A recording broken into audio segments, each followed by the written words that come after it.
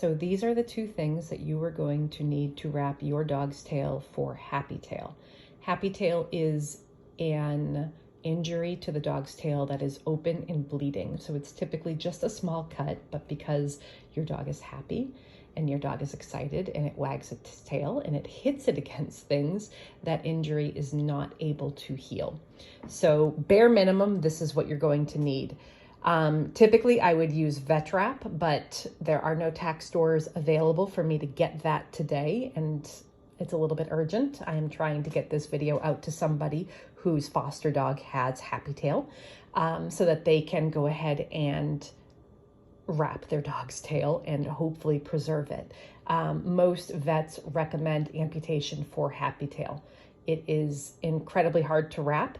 It is incredibly hard to keep up with, but if you are or want to preserve your dog's tail, this is the best way to go. So what you're going to need is a cloth bandage. So this is just 1 inch in width. It is 10 yards long. It is more than you're going to need for the duration of the length that you're going to be wrapping this dog's tail. You are probably going to have to wrap your dog's tail once, if not twice a day. They do shake free. This is the best wrap that I have found to wrap a dog's tail, but it is not foolproof. Then you're going to need vet wrap. I was not able to find vet wrap, again, because tack stores are closed because it's a Monday, but I was able to find this at CVS. It is a self-adhesive bandaging material. Typically vet wrap is 3, possibly 4, I really don't remember, but it is a little bit wider than this. And you would use this to wrap your dog's tail. I went with colors. I do believe they have a 3 or a 4 inch available in a nude color, but we went with pink and purple today.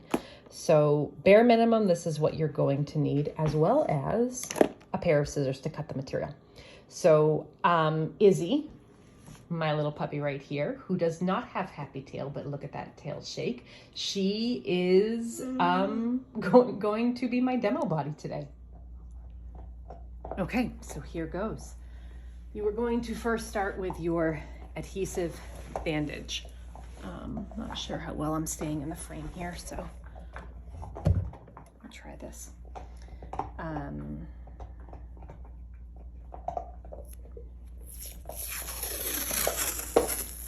Going a little bit longer than her tail.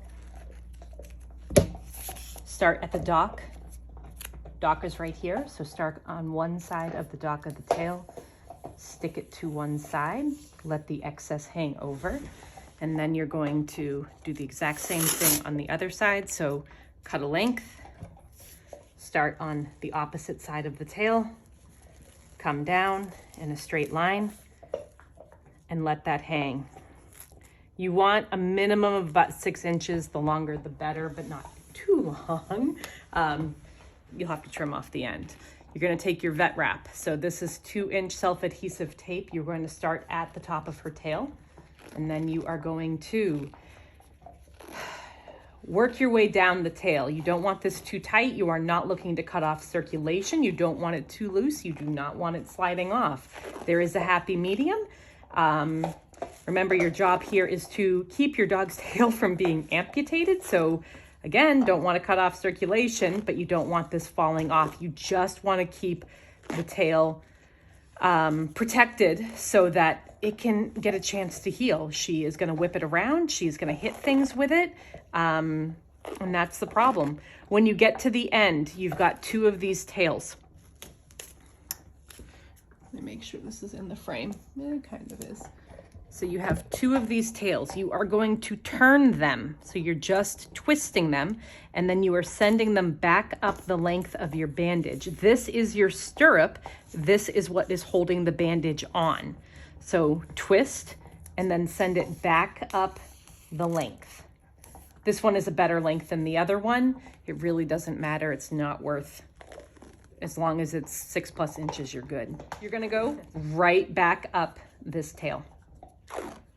So again, you don't want this too tight. You do not want this too loose. You just want the tail protected.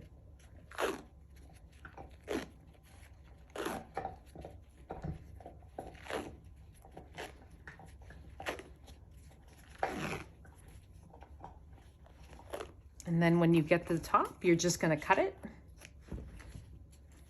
Self-adhering, so just give it a little squish, and her tail is wrapped. You are going to let this sit on as long as it will stay on. If you get a day out of it, good for you. If you get 4 days out of it, awesome for you. If you get 8 hours on it, you're gonna do it again. It's gonna take 7 to 10 days for that wound to heal, and you wanna keep it wrapped the whole time.